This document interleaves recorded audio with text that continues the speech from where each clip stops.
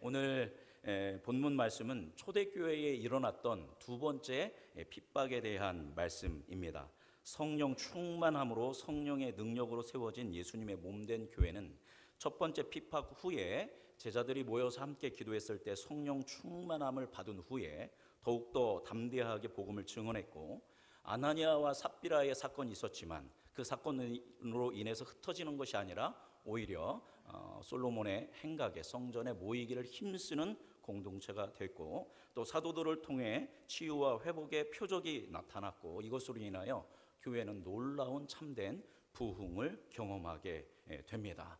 진실로 많은 사람들이 예수님을 믿고 예수님 안에서 자유와 평화와 해방과 영생과 구원을 누리는 일들이 이때에 일어난 것입니다. 그런데 이때 이러한 놀라운 이 초대교회의 참된 부흥을 아주 주시하고 있는 사람들이 있었습니다. 바로 누구냐면 대제사장과 사두개인들이었습니다.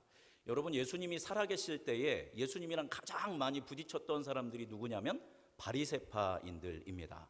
바리새파인들이랑 가장 많이 부딪혔던 여러 가지 주제 중에 가장 많이 예수님이 부딪혔던 것은 안식일에 대한 문제 때문에 여러 가지로 이제 부딪혔습니다. 그러나 사실 예수님이 십자가에 못 박혀 돌아가실 때 바리새인들은 큰 역할을 하지 않았습니다. 예수님을 십자가에 못 박도록 주도적으로 역할을 했던 사람들은 바로 무슨 파냐면 사두개파, 대제사장을 필두로 한 사두개인들이었다라는 것입니다. 제가 여러 번 말씀드렸습니다.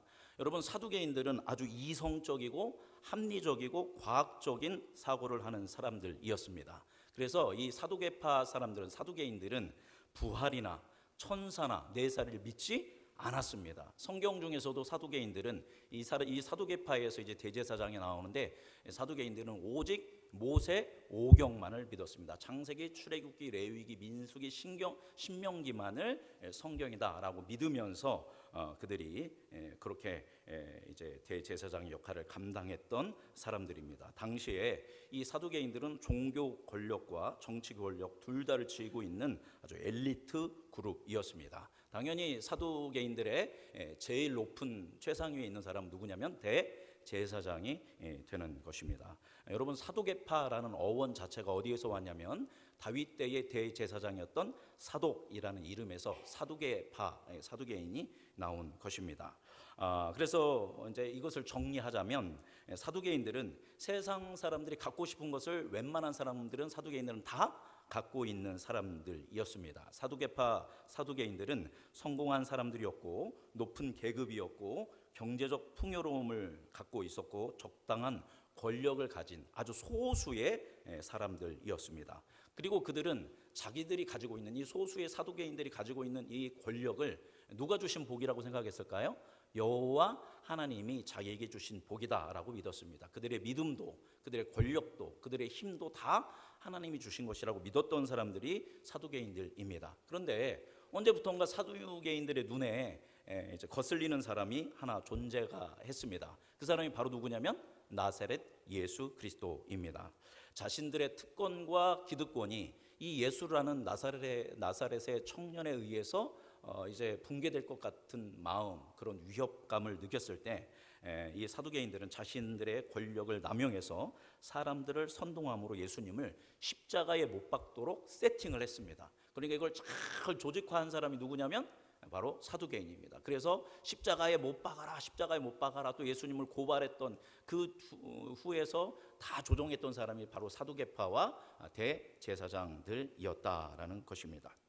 나무에 매달려 죽는 것은 당시 이스라엘의 세계관에서 이거는 저주를 받아서 죽는 거거든요.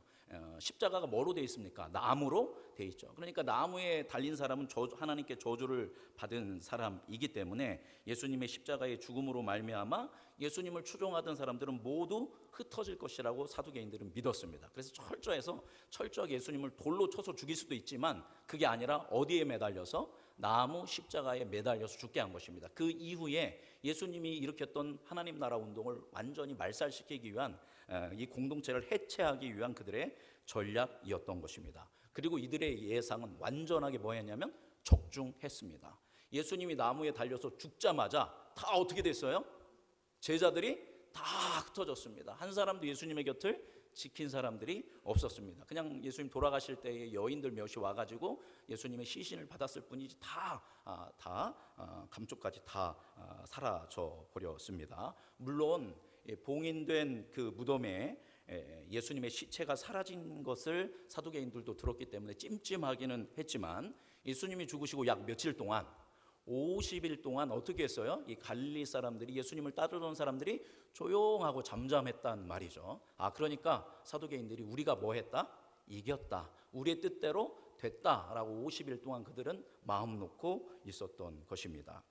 그러한 그들에게 갑작스럽게 이제 예루살렘이 시끄러워지기 시작했습니다.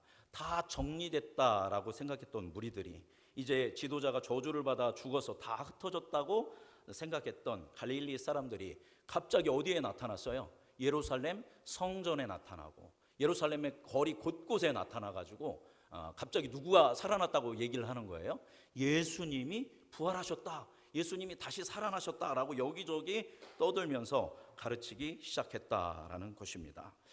심지어 성전 미문에 40년 동안 걷지 못하던 사람마저도 고치는 바람에 3,000명, 5,000명이 예수님을 믿는 사건들이 초대교회에 일어나는 걸 보며 이제 사두개인들은 큰 위협감을 느끼게 됩니다. 그래서 이번에도 하나님이 자기들에게 주셨다라고 믿는 그 권력을 가지고 남용해서 산헤드린 공회를 소집해서 사도들을 처벌하려고 합니다. 그러나 사도들을 이제 산헤드린 공회를 모아놓고 사도들을 첫 번째 핍박으로 재판하려고 했지만, 사도들 옆에 누가 있었어요? 바로 성전 미문에서 40년 동안 구걸하던 사람이 딱 서 있으니까 이것은 유죄가 아니라 무죄가 되는 것입니다. 그래서 경고합니다. 이 예수의 이름으로 그가 부활했다라는 거 절대 증언하지 말아라. 우리 사도행전 4장 18절 말씀 같이 읽어보겠습니다. 읽어볼까요? 그들을 불러 경고하여 도무지 예수의 이름으로 말하지도 말고 가르치지도 말라 하니. 그래서 경고할 때 뭐라고 했냐면 예수의 이름으로 말하지도 말고 가르치지도 말라. 앞에 보면 이들이 뭐를 싫어했다고 하냐면 예수의 부활을 싫어했다고 합니다. 왜냐하면 사두개인들은 뭘 안 믿으니까 부활을 안 믿기 때문에 그걸 싫어했는데, 그래서 아주 경고하고 협박하고 그들을 풀어줍니다. 이번에도 사두개인들은 누가 이겼다고 생각했을까요? 자기들의 권력으로, 하나님이 주신 권력으로 자기들이 이겼다라고 생각했을 것입니다. 그런데 오늘 본문 말씀을 보면 분명히 도무지 예수의 이름으로 말하지도 말고 가르치지 말라고 경고했는데, 사도들이 여전히 누구에 대해서 이야기하고 있어요? 예수님에 대해서 이야기하고 있고, 예수님의 대속의 십자가의 죽음과 부활하심에 대해서 열심히 증언하고 있습니다. 여러분, 우리 지난 시간에 말씀 나눴죠? 제자들이, 초대교회 성도들이 어디에 다 같이 마음을 합해서 모이기를 힘썼대요? 솔로몬 행각에 모이기를 힘썼다고 했습니다. 여러분, 솔로몬 행각은 어디에 있다고 했죠? 성전의 뜰에 있는 것입니다. 전하지 말라고, 증거하지 말라고 했는데, 여러분, 그 성전은 누가 다스리는 곳이냐면 바로 사두개파와 대제사장이 다스리고 있는 그 지역인데, 그 지역에 들어와서 거기서 성도들이 모여서 누구에 대해서 얘기하는 거예요? 예수 그리스도의 부활과 예수 그리스도가 주시는 구원에 대해서 막 얘기를 하니까 이 사람들은 큰 모욕감을 느꼈겠죠. 우리가 권력자이고 우리가 엘리트이고 우리가 하나님의 사람들인데 너희들이 우리 말을 안 들어하면서 큰 모욕감을 느끼게 되었을 것입니다. 한 걸음 더 나아가서 저번에는 그냥 그 성전 미문에 앉아있던 그 거린을 한 사람을 고쳤는데, 이번에는 우리가 지난 시간에 나누은 것처럼 베드로와 사도들을 통해서 수많은 사람들이 병고침을 받았고 귀신이 떠나게 되었고, 심지어 사람들이 어느 정도로 하겠습니까? 베드로가 지나가면 그 그늘이라도 지나가면 고침받을 수 있지 않을까 할 정도로 수많은 초자연적인 그 기적들이, 예수님의 하나님 되심, 예수님의 구원자 되심의 그 표적들이 엄청나게 일어난 것입니다. 그래서 그들은 계속 정보를 받고 있는데 3,000명, 5,000명, 그것도 속상한데 계속 수많은 사람들이 예수님을 구주로 믿으면서 초대교회에 들어가고 있다라는 것을 보고받게 됩니다. 십자가에 예수를 죽이면 다 끝날 것이라고 생각했는데, 그죠? 사두개인들은 그냥 십자가에 죽으면 다 끝날 거라고 생각했는데, 오히려 어떻게 된 거예요?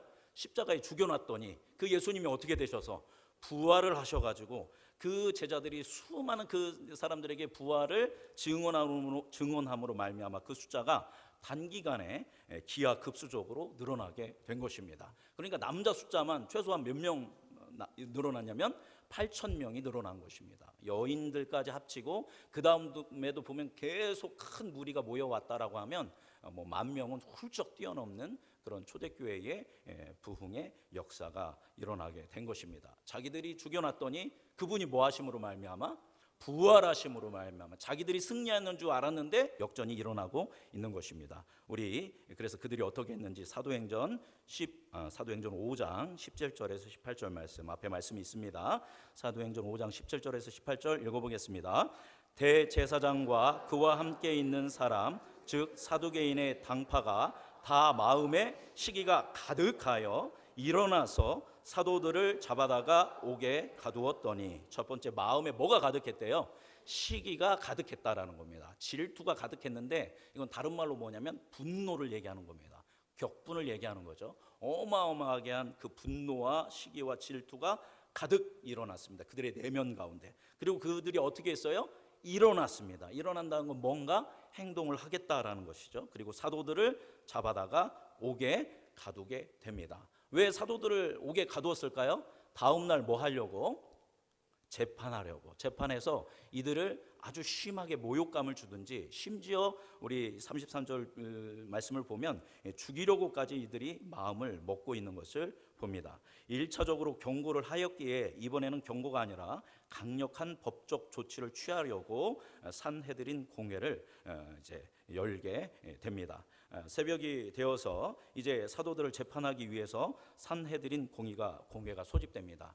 성경을 보면 그 공회는, 산헤드린 공회는 밤에는 못 열리게 돼 있고 해가 뜰 때부터 공회가 열려서 재판을 할 수 있게 됩니다. 1차 때도 똑같았죠. 그래서 이제 우리 21절 말씀 읽어보겠습니다. 21절 읽어볼까요?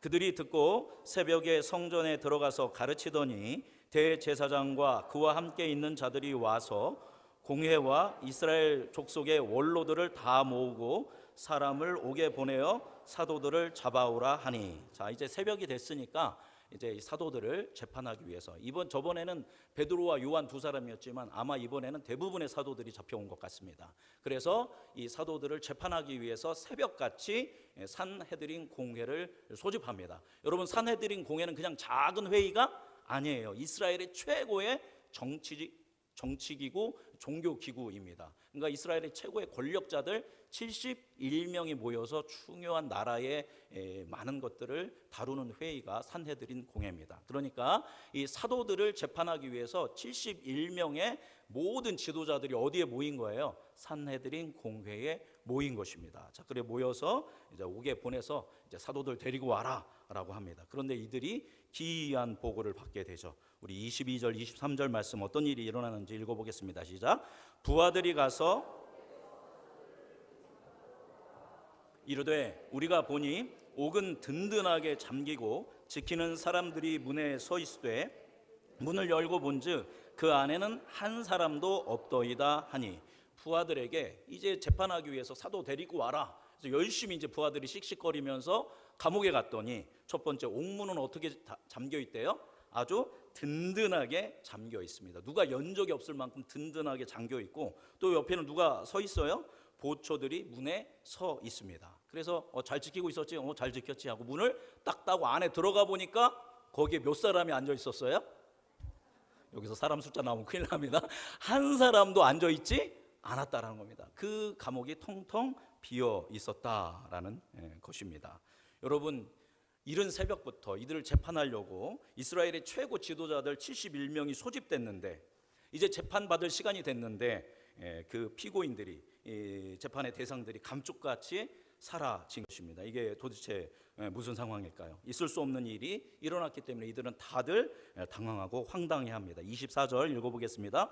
성전 맡은 자와 제사장들이 이 말을 듣고 의혹하여 이 일이 어찌 될까 하더니, 이제 말하자면 요즘 말로 멘탈이, 정신이 나간 거죠. 아니 재판을 해야 하는데 모두 모아놨는데 이 피고인들이 없으니까 이 상황 이거 어떻게 해야 하냐 하면서 이들이 당황하고 있었습니다. 그런데 이것도 놀라운 보고인데 더 놀라운 보고를 받습니다. 이 감옥에서 없어졌는데 이거보다 더 놀라운 보고는 무엇이었을까요?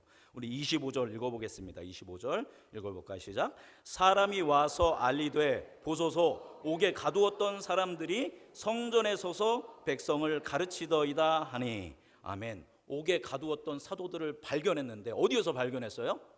바로 성전에서 발견했습니다. 이 성전은 누구가 다스리는 곳이랬어요? 사두개인과 대제사장이 다스리는 그곳에 사도들이 있었다라는 겁니다. 새벽에. 근데 그 새벽에 사도들이 거기서 뭐 하고 있어요? 백성들을 가르치고 있었다는 거예요. 뭐에 대해서 가르쳤을까요? 아마 사두개인들은 엄청 약올랐을 거예요. 누구에 대해서? 예수님에 대해서. 예수님의 뭐에 대해서? 그분이 부활하셨다. 그분이 우리에게 영생을 주셨다. 이것을 가르치고 있었던 것입니다. 사두개인들은 그 즉시 성전 경비 대장과 부하들을 보내 제자들을 체포해 오는 게 아니라 오히려 조심스럽게 모셔옵니다. 우리 26절 말씀 읽어보겠습니다. 26절 읽어볼까요? 성전 맡은 자가 부하들과 같이 가서 그들을 잡아왔으나 강제로 못함은 백성들이 돌로 칠까 두려워함이더라. 이제 성전으로 가서 잡아오는데 많은 사람들이 이 사도들의 가르침에 감동을 받고 그 권위에 압도돼서 뭔가 큰 은혜를 받고 있었기 때문에 함부로 이 사람들을 죄인 다루듯이 체포해 올 수가 없었던 겁니다. 그래서 정중히 이제 모시고 온 것입니다. 바로 이런 일들이 이 사두개인들에게 일어난 상황입니다. 사두개인들 입장에서는 굉장히 억장이 무너지고 굉장히 분노가 일어나고 굉장히 괘씸하고 모욕감을 느끼는 그런 상황들이었을 것입니다. 이게 지금 사두개인들에게 일어난 일들을 우리가 봤는데, 자 그렇다면 또 이 반대편에서 사도들에게는 어떤 일들이 일어났을까요? 앞에서 말씀드린 바와 같이 사도들의 그 제자들은 그 처음에 사도들은 이 베드로와 요한은 성전 미문에서 그 사람을 고치고 산헤드린 공회에 1차로 핍박을 받으면서 체포되어서 재판을 받을 때에 이 제자들은 분명하게 자기들의 뜻을 산헤드린 공회에 밝혔습니다. 그것은 뭐냐면 사도행전 4장 19절에서 20절 말씀, 사도행전 4장 19절에서 20절 말씀 읽어보겠습니다. 읽어볼까요? 베드로와 요한이 대답하여 이르되 하나님 앞에서 너희의 말을 듣는 것이 하나님의 말씀을 듣는 것보다 옳은가 판단하라. 우리는 보고 들은 것을 말하지 아니할 수 없다 하니. 1차로 재판을 받을 때, 1차로 핍박을 받을 때 너희들 산헤드린 공회원 당신들의 말을 듣는 게 옳은 것인지, 우리가 하나님의 말씀을 듣는 게 옳은 것인지 한번 판단해 보십시오. 우리가 보고 들은 것을 말하지 않을 수 없습니다 라고 이야기합니다. 여러분, 베드로와 요한이 보고 들은 것은 무엇입니까? 예수님의 죽으심과 부활하심, 예수님이 승천하시고 성령을 보내주시는 것을 그들은 보고 들었고 경험했기 때문에 이것을 말하지 않을 수 없다라고 이야기합니다. 즉 우리는 당신들에게 순종할 것이 아니라 누구에게 순종하겠습니다? 하나님께 순종하겠습니다 라고 이야기한 것입니다. 그리고 이들은 또 뭐 했어요? 그래서 또 나가서 열심히 증언했더니 그 결과로 이들은 2차로 뭐를 하냐면 체포되어서 또다시 감옥에 갇히게 된 것입니다. 병든 사람을 고쳐줬고 귀신 들린 사람을 자유케 했고 순종하여서 예수님의 복음을 증거했고 교회는 부흥했습니다. 얼마나 신이 났겠습니까? 이 제자들이, 이 사도들이, 초대교회가. 그런데 이 부흥의 결과는 제자들이 결국 어디에 갇히게 되었다? 체포되어서 감옥에 갇히게 되는 신세가 되었다라는 것입니다. 그런데 놀랍게도 1차로 감옥에 갇혔을 때와 달리 2차 때는 신비한 경험을 하게 되는 것입니다. 우리 5장 19절 읽어볼까요? 5장 19절 읽어보겠습니다. 시작. 주의 사자가 밤에 옥문을 열고 끌어내어 이르되. 누가 찾아왔어요? 주의 사자, 원어로는 앙겔로스인데 천사를 이야기합니다. 메시지를 증언하는 천사를 이야기하는데 천사가 감옥에 찾아와서 옥문을 뭐 했대요? 열어주었습니다. 그 다음에 뭐 했다고 나왔어요? 그 제자들을 뭐 했대요? 끌어냈대요. 끌어냈대. 자, 원어로 보면 엑사고인데 이 뜻은 뭐냐면 양들을 양우리에서 끌어내는 것, 인도하는 의미도 있습니다. 이스라엘 백성을 그 애굽 땅에서 이끌어내다라고 할 때 그 이와 같은 언어를 쓰는데, 반대로 죄인들을 감옥에서 이제 심판하기 위해서 끌어내다, 양들을 바치기 위해서 끌어내다, 이때도 끌어내다라는 이 뜻을 엑사고를 사용합니다. 그러니까 제자들은 감옥에서 탈옥한 게 아니라 천사들이 어떻게 했대요? 그 감옥에 있는 사람들을 문 열고 어떻게 했어요? 끌어냈다라는 겁니다. 굉장히 재미있는 표현이죠. 막 이 제자들을 끌어내면서 그들에게 명령 하나를 하게 됩니다. 무슨 명령을 했을까요? 너희들 곧 있으면 죽을 수 있으니까 빨리 흩어져서 도망가서 숨어 있어. 그러다가 어느 정도 괜찮으면 그때부터 복음 전해. 이렇게 얘기했을까요? 그렇게 얘기하지 않습니다. 20절 말씀 같이 읽어보겠습니다. 시작. 가서 성전에 서서 이 생명의 말씀을 다 백성에게 말하라 하매. 할렐루야. 끌어내더니 다시 어디로 가래요? 다시 성전으로 가랍니다. 성전 어딘지 아시죠? 다시 성전으로 가서 서서 거기서 무엇을 증언하라? 예수님의 십자가의 죽으심과 부활하심과 그 구원에 대해서 너희들이 가르쳐라 라고 이야기를 합니다. 제자들은 이 천사의 말을 듣자마자 성전에 가서 복음을 가르치기 시작합니다. 우리 21절 상반절을 읽어보겠습니다. 21절 읽어보겠습니다. 그들이 듣고 새벽에 성전에 들어가서 가르치더니. 할렐루야.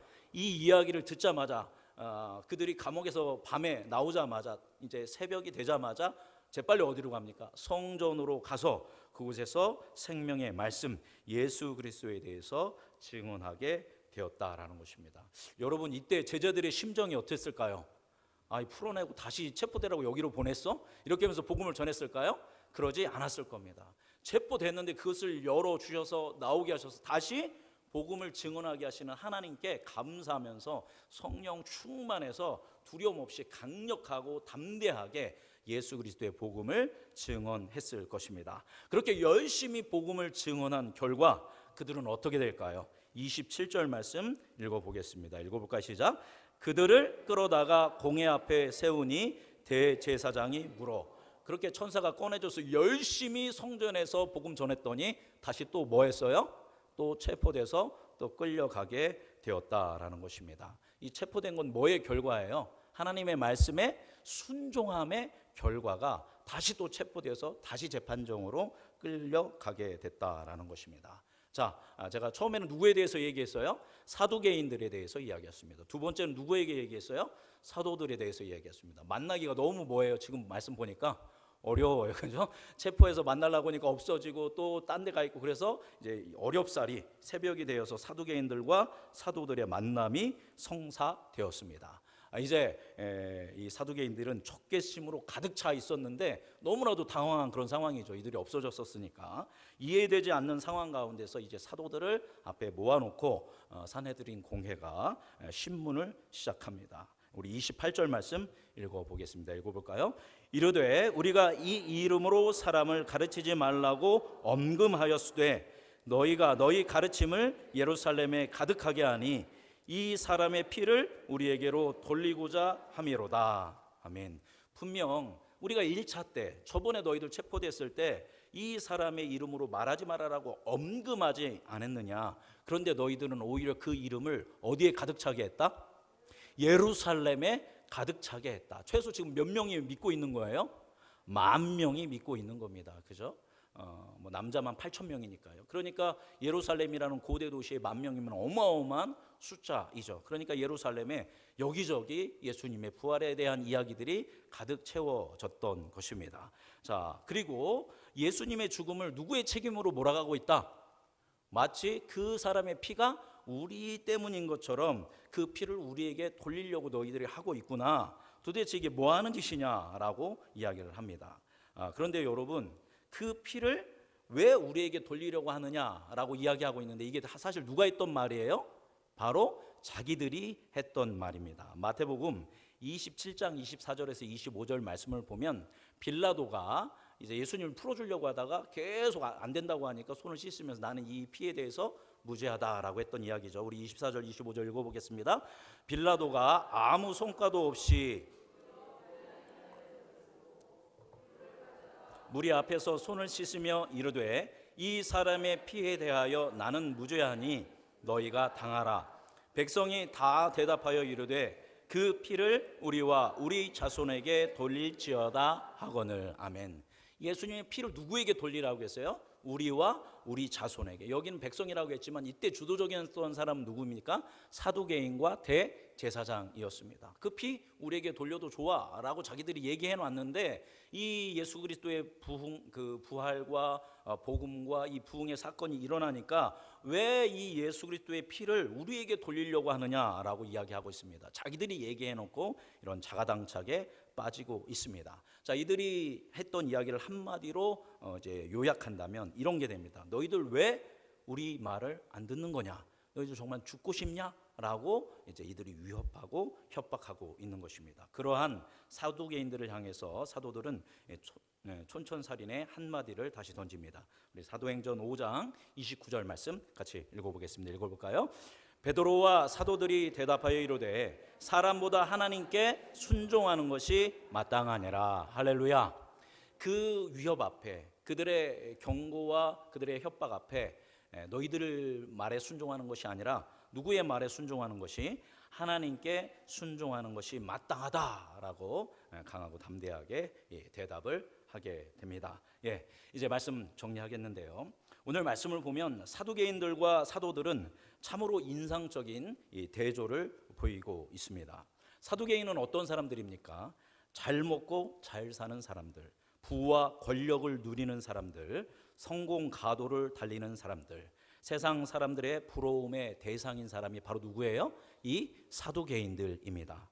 반면 제자들은 사도들은 어떤 사람들이었습니까? 가난한 사람들이었습니다. 부와 권력에 기반이 없는 사람들이었고 세상의 성공과는 다른 길을 걷는 사람들이었습니다. 지금 재판은 누가 하고 있어요? 사두개인들이 하고 있고, 재판은 누가 받고 있어요? 사도들이 받고 있는 상황입니다. 이게 바로 지금 현 상황입니다. 그런데 말입니다.